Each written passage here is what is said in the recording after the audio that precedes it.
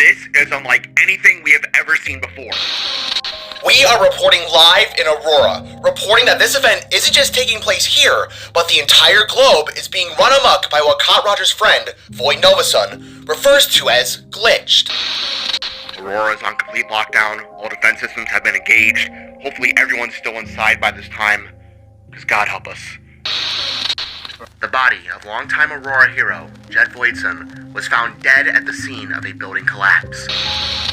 Spacefield experts are now reporting this is a cosmic-wide event. The stars have been replaced with a sky of static every which way they look. This is big.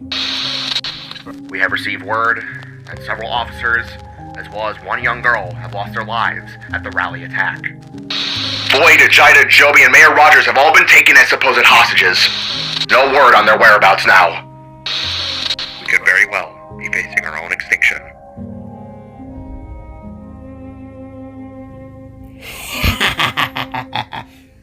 Journeys Ahead Beyond Trilogy Part 1 Chapter 8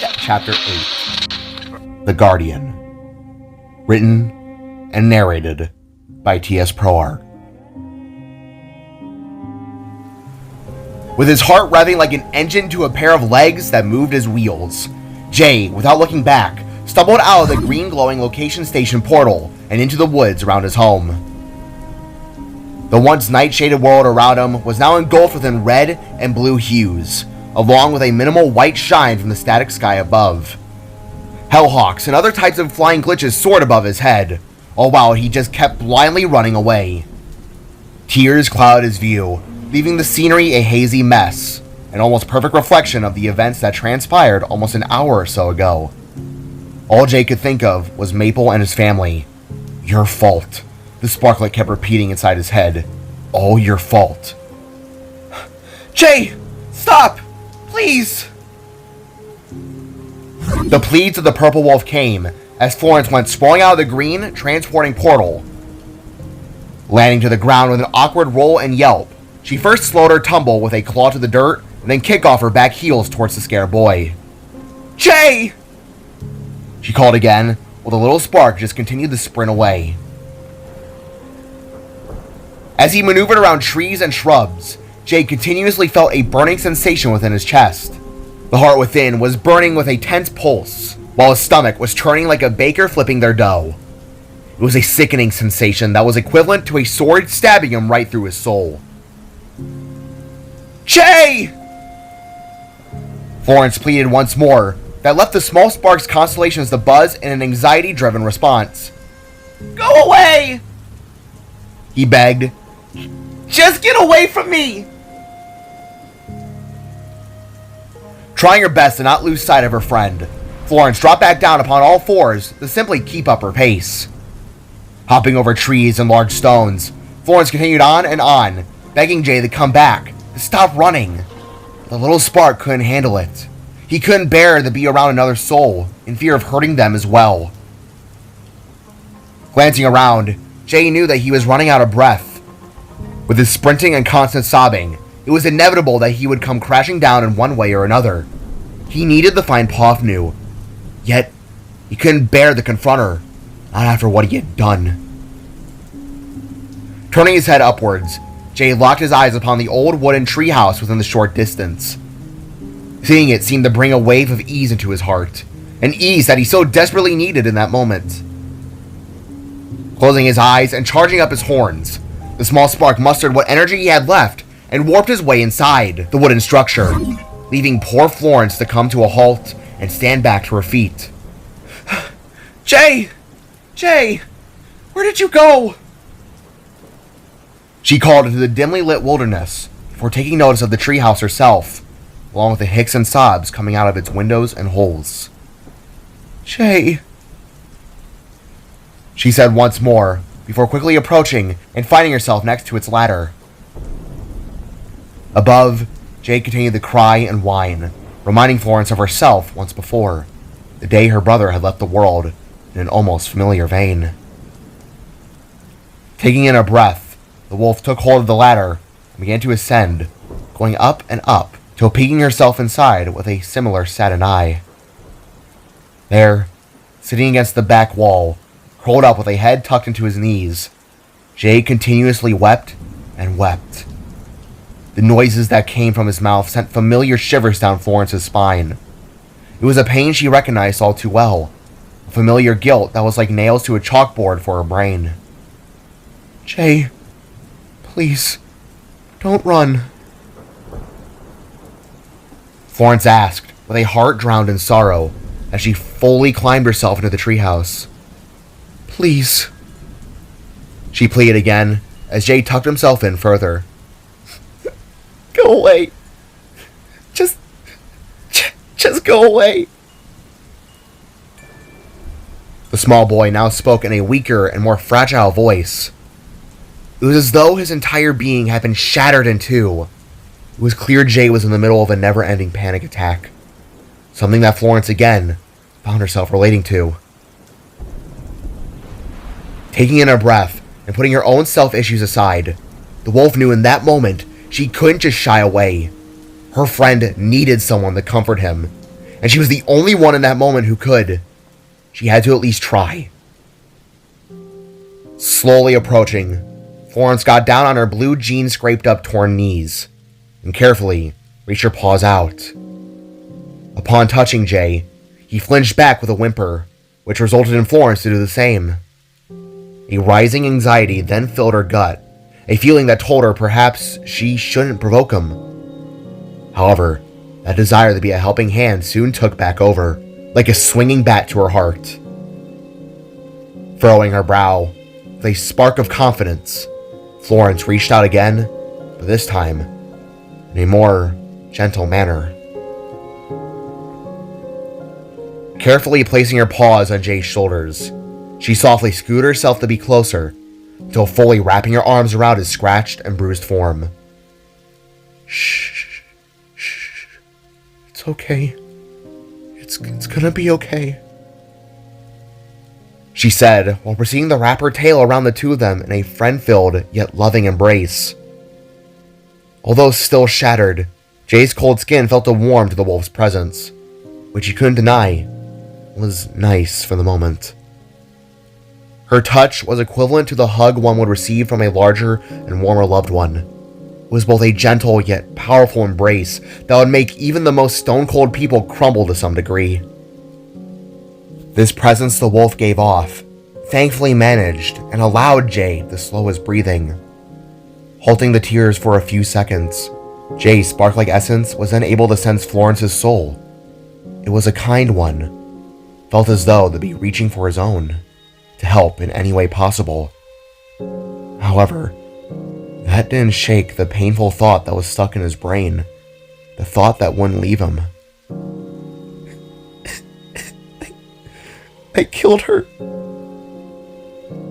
Jay whimpered as he caved and wrapped his arms back around Florence, proceeding to then rest his head atop her shoulders in a river of sorrow. No,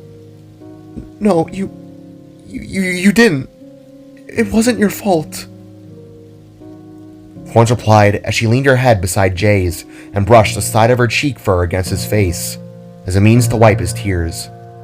Yes, it is! If I hadn't... If I didn't... Jay couldn't even form his own words. All he could see was the horrific scene of Maple fading to dust, the way his parents, cousin, and uncle were easily swept away. The way Maple just looked at him. The way she silently called for help and received nothing as such. I keep seeing it. Her face. Sarv and Tucker's reaction. My family. They're all gone.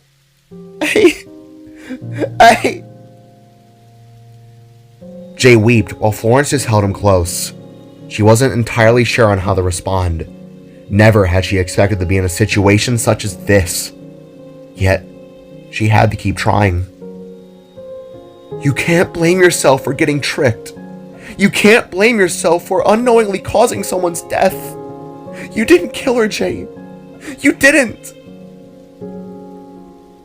Florence expressed with comforting words, causing the spark to jerk his head up and glare into her golden eyes. How can you say that? Who else is there to blame? I set Lotus free! I did this! I did all of this! What do you know about any of this? Jay nearly screamed as he was mere inches away from Florence's face. As purple-white irises locked with her hazel golds, Florence winced and looked to the side. With her lips quivering, she took in a breath and then spoke a sentence that left Jay silent. Because if we stick by that logic, then I'm the reason Toonie died! With anger fading and a face returning to a numb stare, Jay and Florence relocked their eyes, while hers now filled with tears. Way back when, me and my brother would always play catch. And last year, I was really missing those younger days. So I begged Toonie to play with me.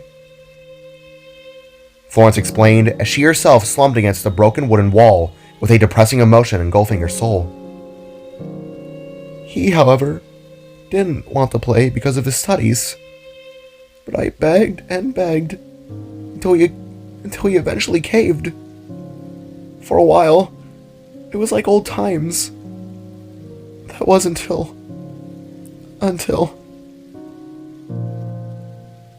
Closing her eyes, Jay watched as more silent tears began to spill from Florence's corners, all falling upon her fur, to her cheeks, as well as the yellow coat around her red shirt, leaving Jay now feeling bad for shouting.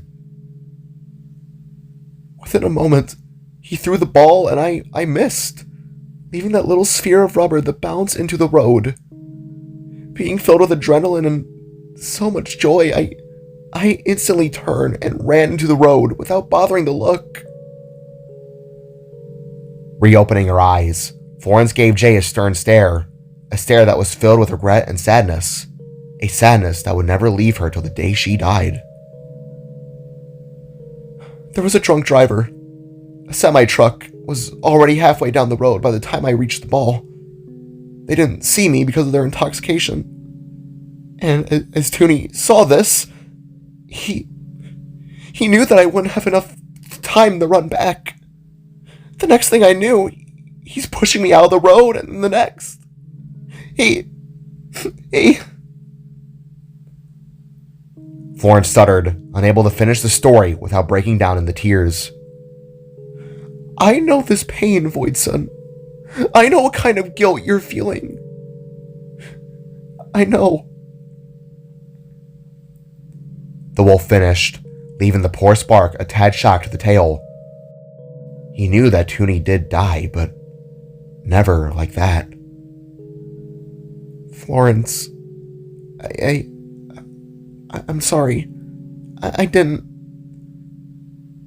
Jay apologized as the wolf gently wiped her tears away. It's okay. I know you didn't mean to shout. You're not like that. You're just scared. Don't worry, I'm scared too. She replied as the two of them just continued to stare into one another. Listen. What I'm trying to say is that a domino effect can ripple through all of us. We can't predict what may happen over little actions, and we can't blame ourselves for causing something without having an intent to do so. It's not fair for either of us, no matter how much guilt we may carry. Florence expressed with a lesson she had to learn herself before inching her way closer to Jay. From what I know, you were only trying to help Lotus, and he promised to help you in return. You did this in hopes to help people, not hurt them. Lotus pulled that trigger on Maple, Jay, not you. You can't blame yourself for that. The wolf expressed in a sad relation towards the little spark, as her lips continued to quiver in a defeated manner. Jay himself, however, was left in a deep moment of thought. Florence was right. He had no intentions of killing Maple or hurting anyone, but he was tricked. He was fooled by Lotus's persuasive attitude. And yet, as she said, the guilt remained all the same. It doesn't change the fact that she's gone, Flo. Lotus has my family. The world has gone to hell. This is more than a simple loss. This is everything and everyone. I need to stop him. But I'm not my father. I'm not any of them. I'm alone. I'm alone. Jay whimpered as he shut his eyes and shook his head in dismay. For a long few seconds, Florence simply stared upon her friend's emotionally shot form, before then reaching down and taking hold of both of his hands in her paws, interlocking their fingers and saying the only thing she knew to be true. No, you're not alone. Not when it comes to the trash pack, nor me. Slowly opening his eyes and looking down to their conjoined hands, Jay quietly breathed in and out before narrowing his gaze back upon Florence's face. The expression she gave was both a stern yet truthful one, a look that the shy wolf never, if ever, showed off within the time Jay had known her. Looking back down to their interlocked hands, the two of them both ever so gently began to blush, before slowly letting go and choosing to embrace once again. Looking to his left, Jay released a small sigh, while Florence did the same to her right. It was a weird mixture of emotions the two shared: sorrow, anxiety, fear, hope, and a sudden connection that neither of them had truly shared till that moment. The popular boy and the forgetful, shy girl. That wasn't a mixture one would see often, but Jay couldn't deny it. The feeling Florence gave him was a familiar comfort, even if it was just for a fleeting moment. Thank you, Flo, the spark said as he leaned his head against the wolf's. Of course, Jay. Of course, she replied before looking up from her slumped form, and then suddenly screamed with wide and petrified eyes. Oh my God! Shooting back up and whirling himself around, Jay narrowed his sights to where Florence had just started screaming towards, and suddenly felt the familiar fear wash over his body. Within the side window, looking in at the two of them, was a glitch, a long and serpentine-like glitch. The creature was massive, being the length of a school bus, but having the width of a large underground sewer pipe. Its body was similar to that of an underwater python, long and slick, and accompanied by a sharp tail. It had no discernible scale pattern besides a dark green, staticky skin that pulsated with what looked to be red glowing bones beneath. Although having the form of an enlarged snake, its head was all the worse. 6 flower-like petals rested around one singular, glowing, static eye that glared upon the two of them in a desire to hunt, and hunt it shall. Shaking its petals like a set of maracas, the viper-like glitch reared its head back and instantly launched itself forward. Hang on! Jay shouted as he held Florence close and then warped by a sheer rush of adrenaline. Falling outside of the treehouse and into the thick, damp grass, the two kids went sprawling and tumbling side by side, before stopping at the same pace. Groaning with swift intakes, the two of them quickly looked up, only to see the treehouse getting destroyed by the beast's impact. The large glitch, without hesitation, had rammed its face so hard into the odd wooden structure that it couldn't even hold, even if it were up to par. All the wood then fell to the ground as the monster rolled itself back around like a motor coil and gave a sinister stare. The king awaits your return. I shall give his prized cow. It suddenly spoke before beginning to go after the young spark and his little friend. Oh my God! Florence shouted with fear as Jay reached down and took her by the hand. Quickly standing back to his feet and dragging her along, Jay began to run with both fear and adrenaline returning to his heart. Jay, where are we? Florence asked as the two of them went in a zigzagging formation around trees and stones, all in a vain hope to throw the monster off. Just keep running, replied the spark as the two kids leapt forwards and slid down a dew-ridden hill, yet failing to realize that they had passed by an odd tree that hadn't been there before. A tree that was blooming with rose, and pink flower petals. You can't escape your destiny. The snake boasted again as it reared back and tried to snag Jay and Florence with its petal-like face. The duo, however, were able to quickly slide under a log and allowed for that to take the entirety of the blow. With a sickening crunch, the glitch snapped the massive branch in two before continuing the chase upon the Spark and Wolf Girl. There's a spot up ahead that might be our safest bet, Jay exclaimed with a questioning tone to his words, leaving the wolf's fur to bristle up in a nervous state. Might? She asked as they passed by several more rose-petaled trees. Looming up, Jay recognized the reddish-pink colors to the flowers, realizing that these hadn't been there before. Looking back down, the Spark caught the side of the 3 stone pillars in the distance, which were all glowing with a strange, hot pink energy that swirled up to the sky. The grass had also turned itself into a red and white shade, while all the trees and plant life now looked to have come out of a Japanese garden. What the? Jay stuttered, as both him and Florence were suddenly tail-smacked into the center of the training field. As the two yelled and yapped at touchdown, both of the kids slid across the wet strands of ruby-red nature, before stopping shoulder to shoulder, side by side. Quickly getting back to his feet, Jay scurried to stand in front of his fluffy companion, and charged himself up, front and center. Although tired and hurt, Jay wouldn't allow for another one of his friends to die because of him. He refused to let it happen. Not so soon, and not ever. As Jay continued to charge with energy, Florence slowly sat up, then stared upon him with wide and glossy eyes. A wave of both fear, yet comfort began to wash over her, as the boy now stands himself in a protective posture. Leave her out of this! You want me, right? Fine! Fight me then! Jay boasted as purple strands of energy buzzed up and down his arms with a ferocious fury. Jay, Florence muttered while gazing upon his shattered yet caring and protective soul that sent a wave of small butterflies to enter her stomach as well as a flush to her cheeks.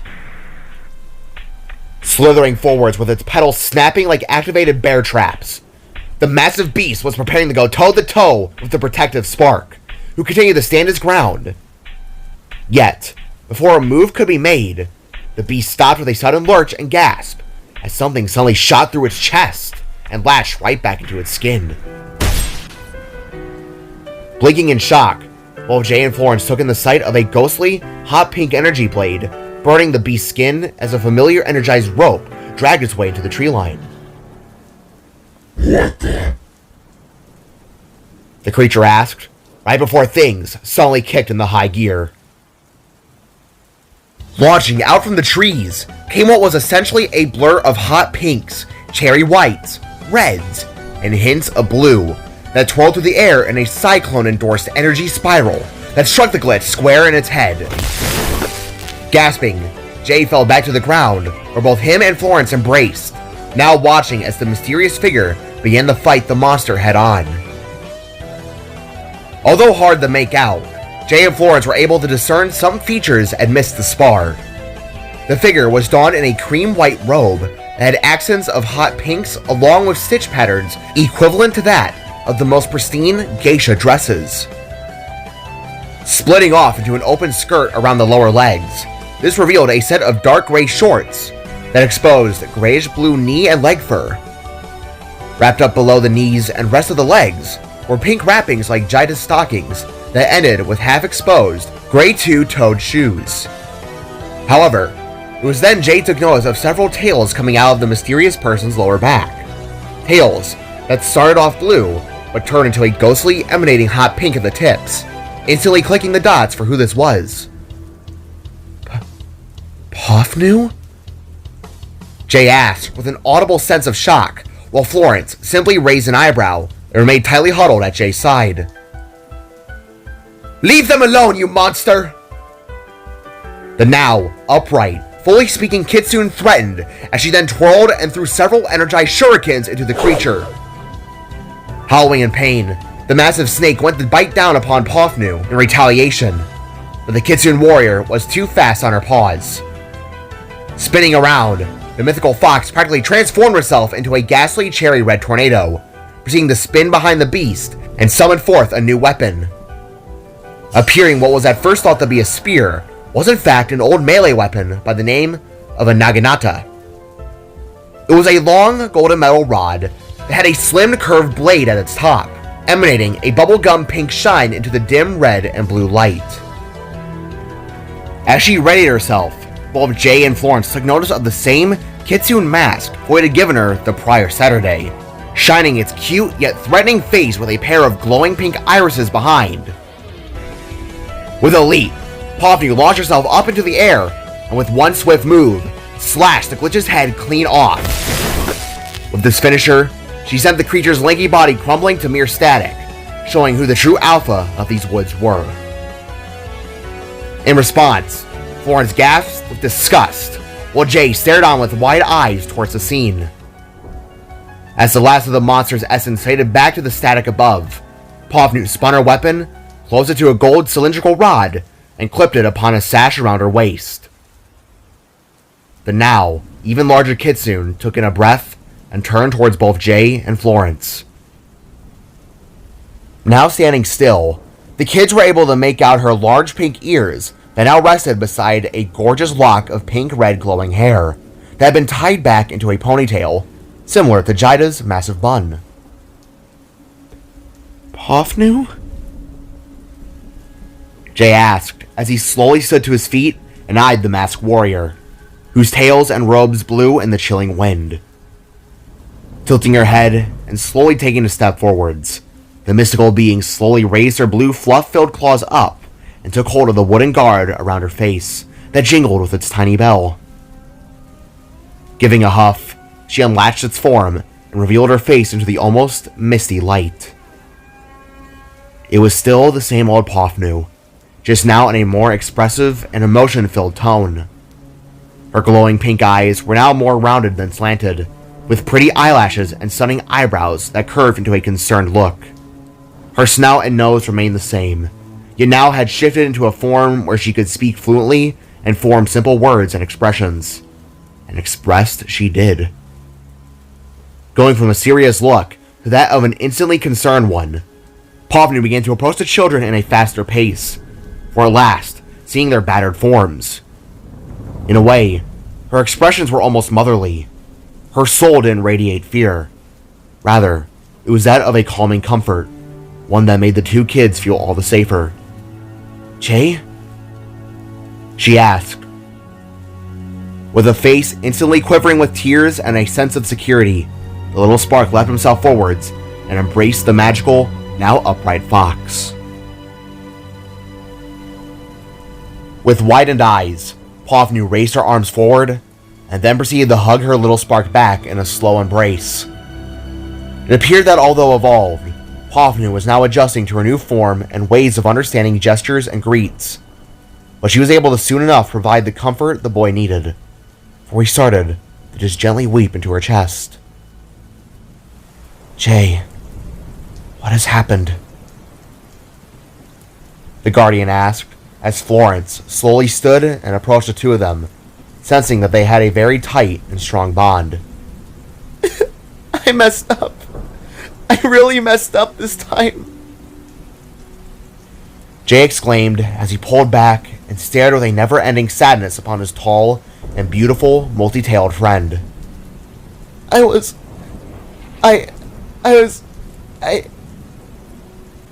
Jay tried, yet failed to explain, before suddenly buckling under his knees.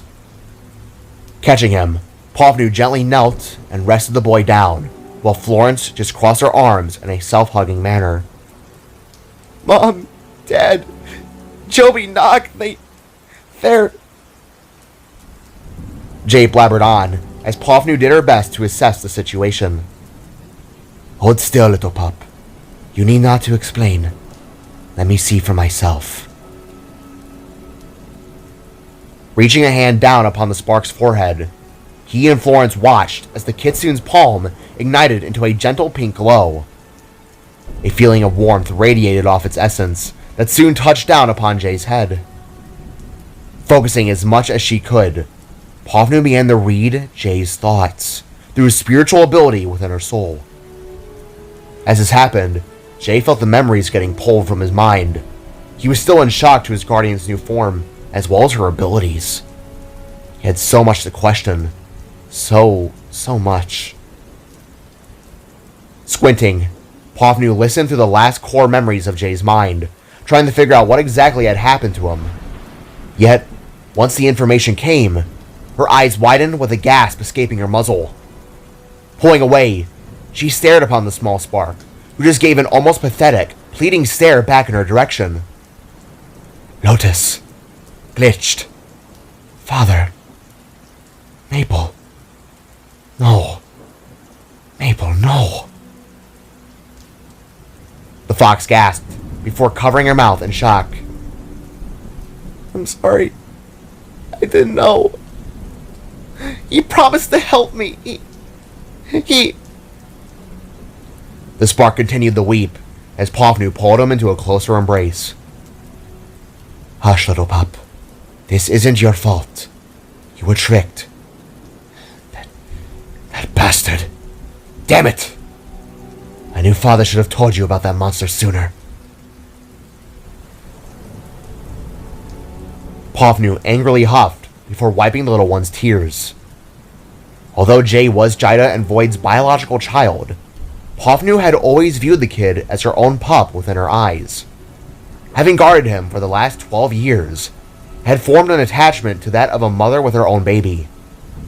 So to see this imprinted infant of hers cry and weep deeply troubled the kitsune down to her core. Pofnu, what do you mean?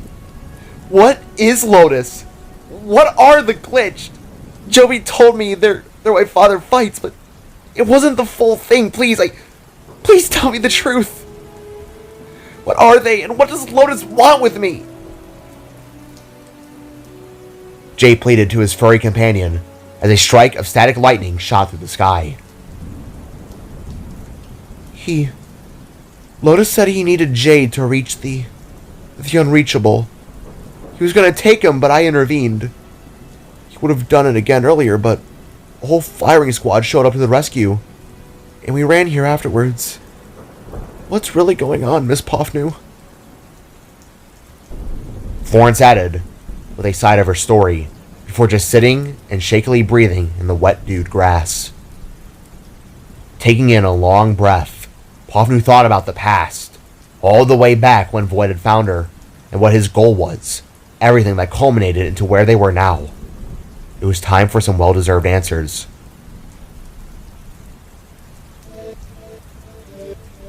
Years ago, when your father was even younger than you now, the glitch broke into his world of Salvaheim and destroyed everything, leaving only him and a few scattered survivors. Pofnu began as she illuminated her hair and began projecting self-conscious made images of the events that had transpired, looking akin to that of a Japanese scroll painting and neon glowing sketches. Jay, your father vowed to fight the monsters that took his home, and to protect other realities from their wrath at such a young age. For years and years he fought, until eventually saving me from my world that the glitch had already reached. I was only a mere pup when he rescued me, and ever since then, I have called him father as well. Pofnu revealed as an image of Void carrying a little kitsune baby fox appeared, running and fighting off glitches in an ancient land. A year later, he met your mother after tracking a glitch to this very reality. Together, they fought the monster and became close allies. Venturing forth, they deciphered reality-bending codes, traveled to far-off lands, to eventually reaching the source of the problem, the Glitch King, Lotus. With images changing, the outline of a red, scrawny cube-looking monster fighting both Void and Jida appeared, detailing a battle that both Florence and Jay stared in awe to. In the end, your parents came out victorious and destroyed Lotus with a single shot, converting him back into a cube and sealing off the glitch realm for good. Although trying many times to destroy the artifact, your father held on to it, to keep it out of danger's reach, locked it away for what he had hoped to be an eternity. But as I now see from your mind, you came along and reopened it. Your energy matched with his. You awakened the Glitch King. Pofnu went on as the image of Jay opening a sealed chest appeared in stunning pink glows. I don't understand. Why does he want me? I already know I'm a glitch, but what makes me so special? Why did he go out of his way to try and take me? Jay asked, with the images swiftly changing to an image of him floating midair, surrounded by waves of fantastical energy. Because like everyone says, you are special, Jay. You have the blood of a spark, a god of cosmic fire, the electrical essence of the great gem serpent, and of course, the power of a glitch. I can sense it now. I can see it burning within you. With all this power brewed together, you inherit abilities that can travel to realms that not even the most powerful of natural-born gods can reach. You, Jay, can go further than reality itself. You can go to what many ancient scriptures call the beyond.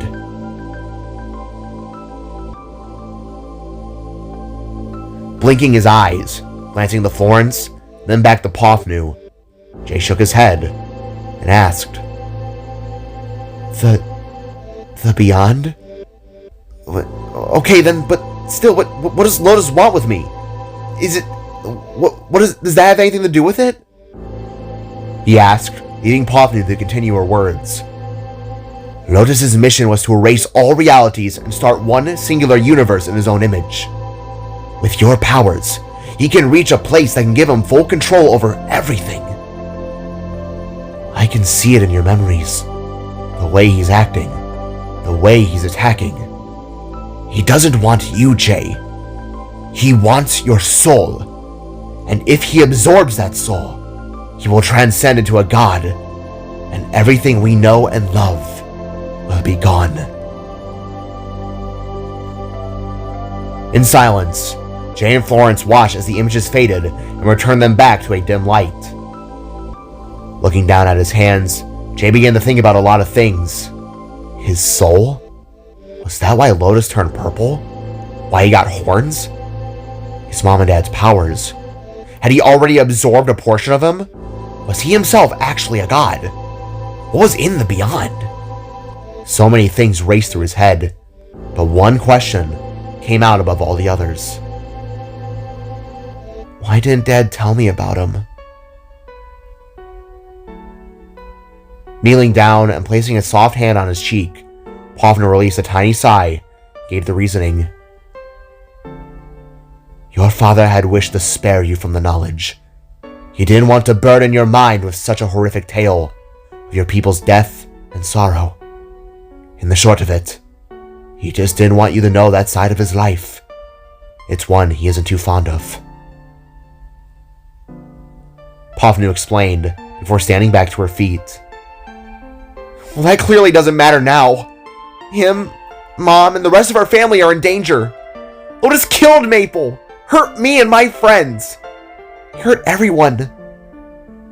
I have to stop him. Jay exclaimed while getting to his feet, with Florence close by in a nervous stare. But how am I even going to get a hit on him if he can just take out my mom and dad with ease? Jay pondered while crossing his arms and looking to the ground. Because one, if you really do go in, you're not going to be alone. Pofnu began while activating her Naginata. And two, because you're stronger than him. You have a power he needs. A power he doesn't fear yet because you don't fully understand it yourself. I'd say now it's the time we fix that. It's time to finish your training. The large fox said as her energy began to pulsate a red shine. Finish my training? I only started 2 days ago. We don't have time. The spark exclaimed as Pofnu then placed her hand on his blueberry-shaped head. Then let us search and figure it out at your core. She replied as Jay suddenly felt dizzy, his vision blurred, turning a hot pinkish red. The noises from the forest then ceased, as Jay felt as though the sun may be falling. The next thing he knew, the world around him flashed, and he appeared in a completely new realm entirely.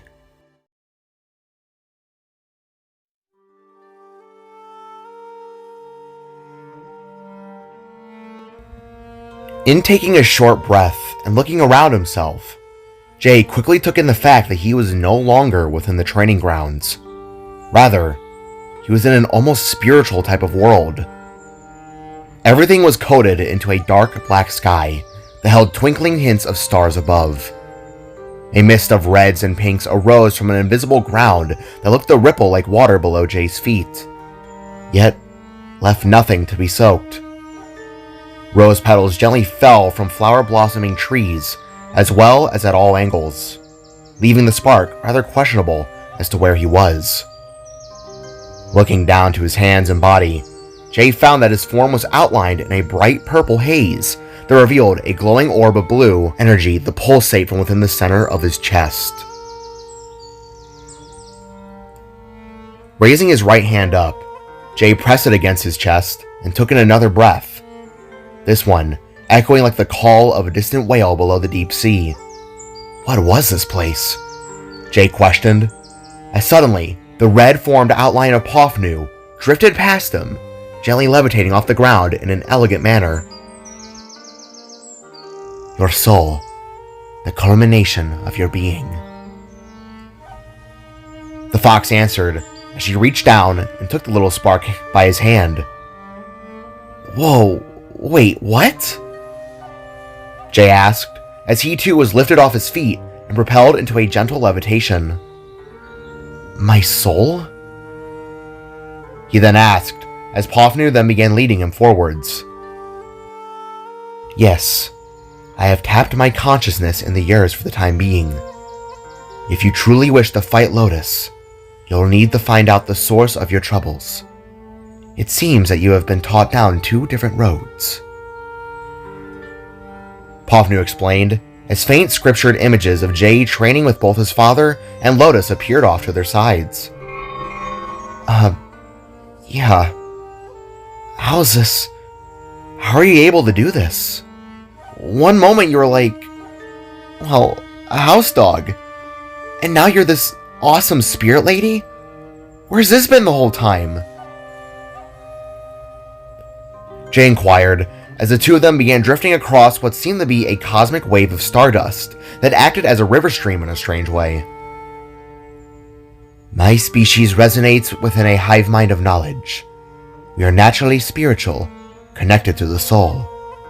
My skills and knowledge have come from my fallen parents and their parents as well. Our families and memories are forever intertwined, as well as our abilities. Think of it as the phoenix. Except, when we die, we don't. You get the point. Pofnu explained with a sense of wonder as the two of them landed back to a more stable ground. You see, Jay, I didn't just evolve because it was time. I evolved because the voices of the past whispered that terrible things were coming. I didn't want to scare your parents. I knew I had to prepare for change. At the time, I didn't understand, but now I do. It appears it's to help you.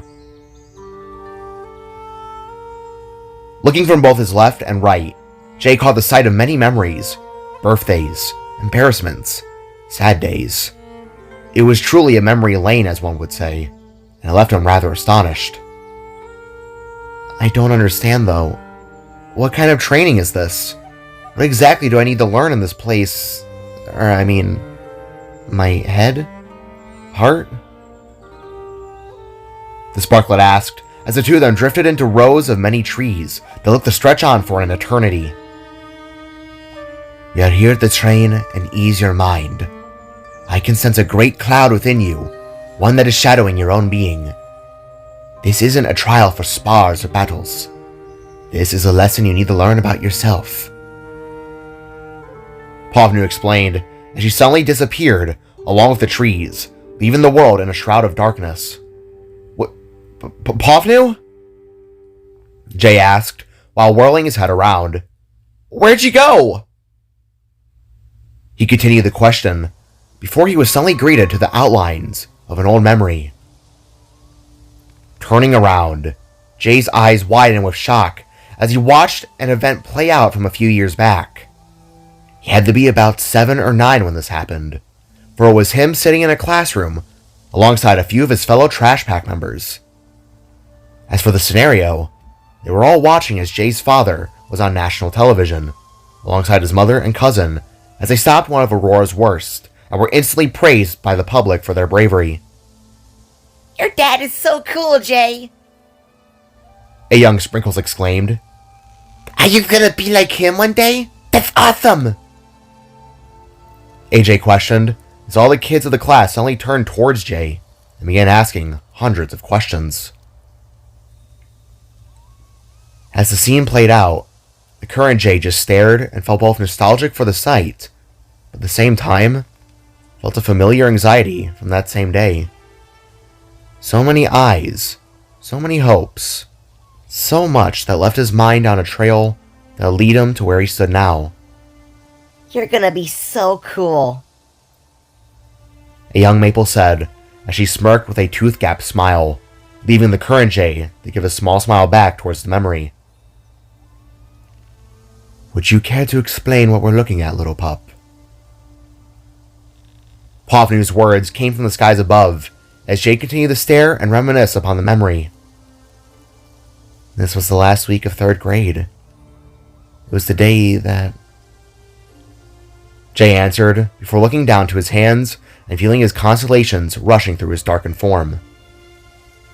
The day where I began thinking about being like them.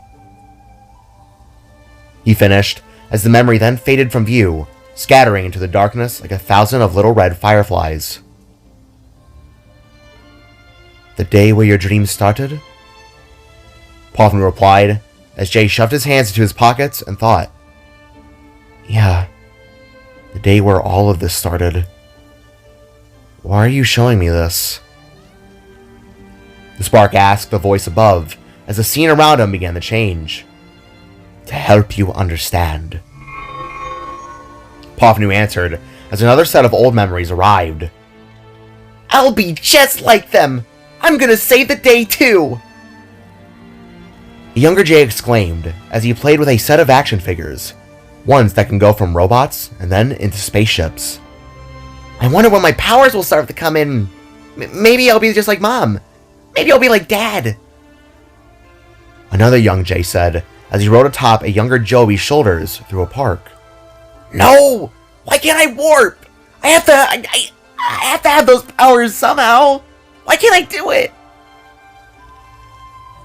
A third and final Jay said with anger, as the current one watched these 3 outlines of the past. Pofnu, I don't understand. Why? Why are you making me see these again? Jay asked, as he looked up to the sky, wondering if Pofnu's voice would call back. Jay, listen to your own words here. What do they mean to you? How do they reflect back into your current life? The kitsune's disembodied voice replied, leaving Jay to turn back down in a deep river of thought. That I wanted to be like them. He replied, with a hint of hesitancy in his words. Is that all? Pofnu questioned back down, as the image of the classroom appeared again. Was it that you wanted to be like them? Or was it that you needed to be like them? She beckoned, causing Jay to halt in place and truly think back to how his whole desire came to be. It's both, really. It is my dream to be like our family. Strong, respected, to be a protector, to be a spark like my father. But I won't lie when I say that it almost feels like I have to sometimes.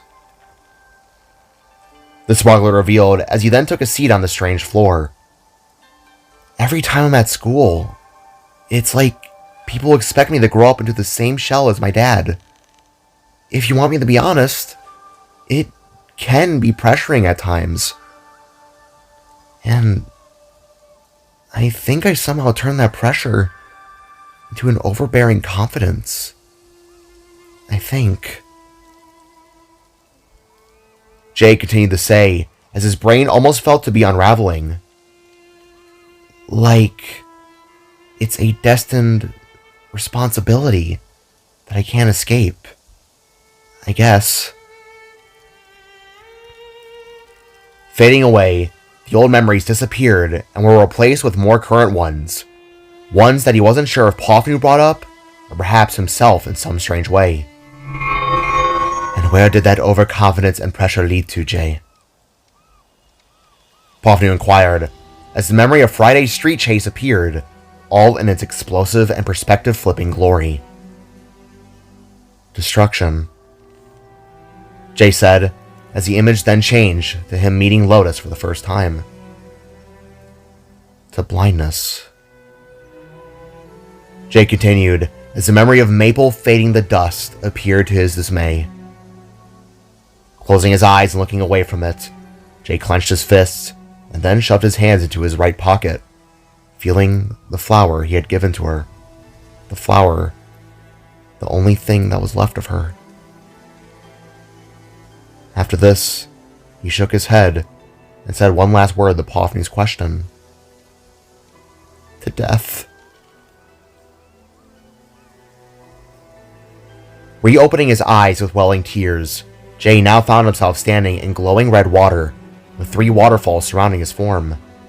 Spirit-like orbs looked to dance around his body, zigzagging like lightning bugs within the breeze to his surprise.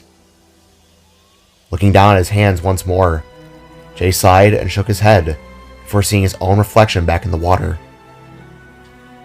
Jay, these thoughts, these facts you have said to me, and more importantly yourself, these are what has been preventing you from easing into your abilities naturally.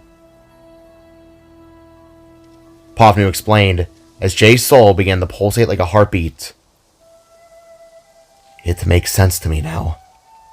This is what Lotus has been misleading you towards.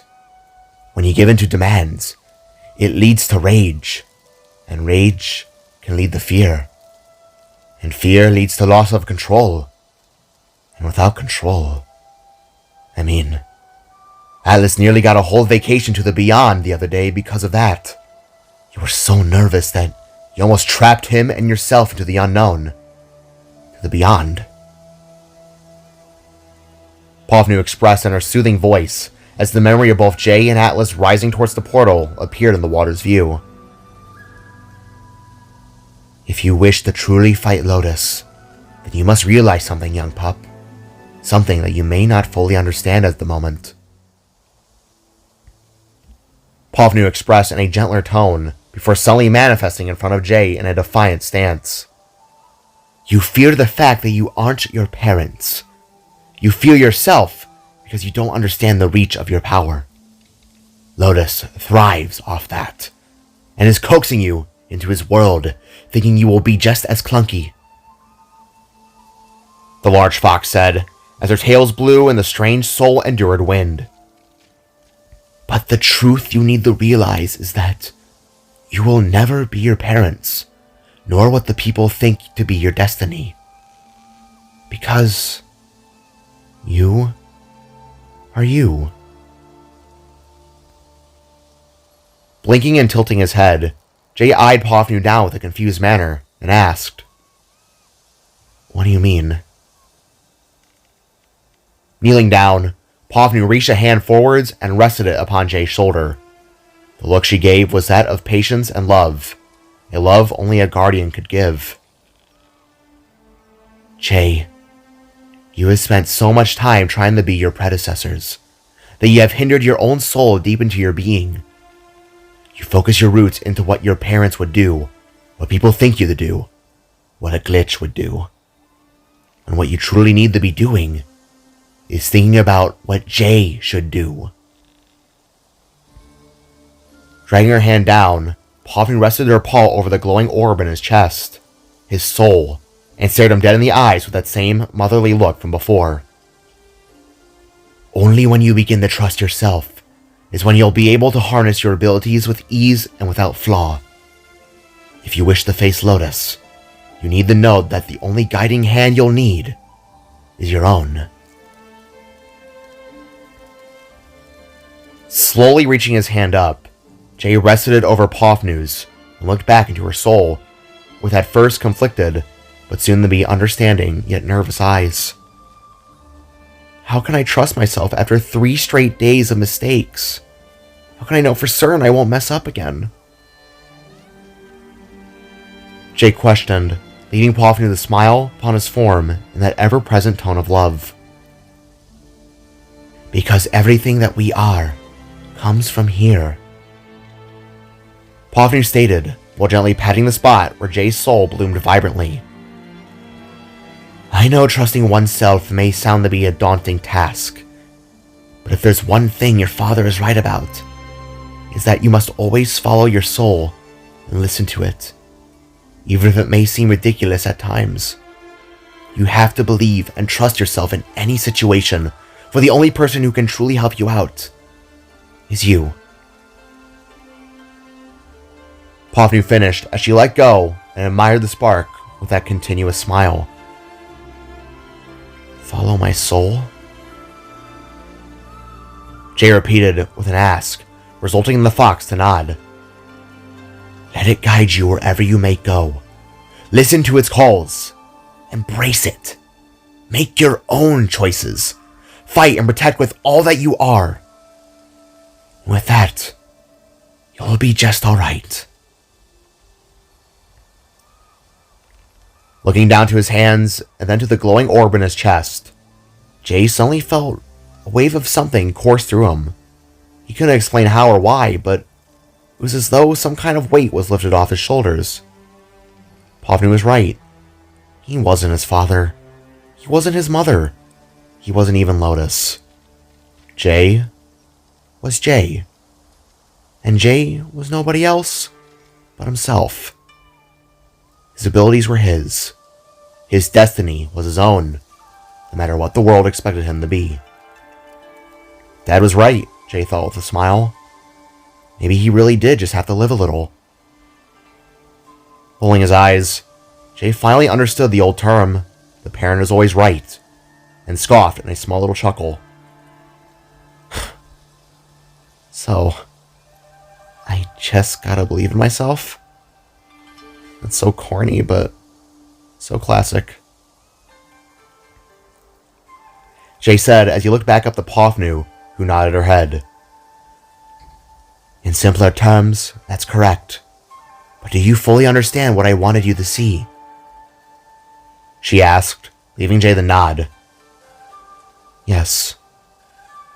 I see it now. I just gotta trust my instincts, however that may be. The little spark replied, as Pofnu then activated her Naginata delight. Very well. It appears this concludes your training. For now. She said, while slowly tapping the weapon's blade upon Jay's shoulders, as though he was being knighted for something. More like therapy. The boy said with a cheeky smile that Pofnu couldn't hate. Sometimes the best training is to help clear the mind. Are you ready to head back? Pofnu asked, leaving Jay to think for a moment, but soon nodded his head in acceptance. Yeah, this place is kind of freaking me out. Smiling with a nod, Pofnu reared her weapon back and spoke aloud once more.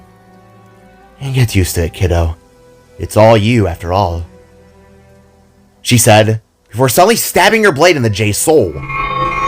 Gasping in shock, the spark expected to suddenly be overcome with pain, but instead, he felt a tingly sensation as something began to form over his clothes through Pofnu's red energy.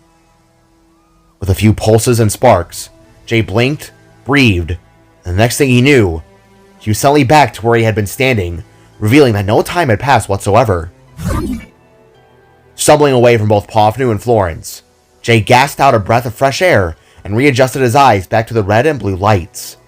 Whoa! He said, before shaking his head and looking at the two girls. Pofnu simply stood with that same smirk on display, while Florence just stared in awe upon something towards the spark. Whoa, what's happening with your clothes? She asked, as Jay took notice of his torn clothes around his body suddenly being replaced by something else. Going over his torn up form, a red and pink line of energy coursed over his jacket and pants, retexturing them and repairing them into something new. His ripped up blue and gray-white jacket had transformed into one of whites and bright lavenders. Jay's hoodie piece had now been cleaned up into an Oreo cookie suit shade, while the purple symbol of a spark crest went around his shoulders and down to the center of the jacket's front. At the lower ends of the arms and end flaps, another purple stripe went around to help give the design a more unique flair. Jay's undershirt then transformed into a soft silk dark blue tee, along with his pants and lower stocking pieces turning into different shades of purple as well.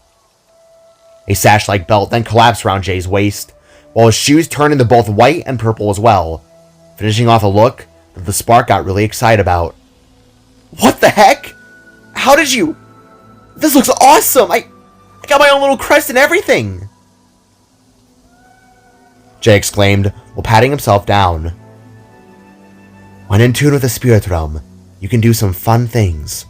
Cloth manipulation being one of them.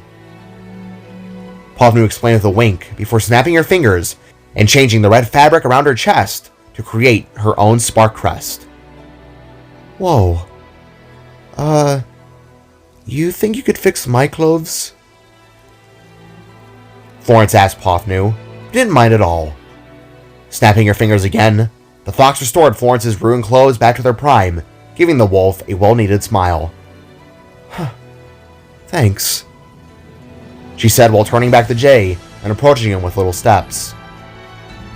After smiling upon his purple-furred friend once again, Jay's face fell back to a more serious expression. There was no time to kid around. His family needed help, and as far as he was aware, he was the only one who could stop Lotus.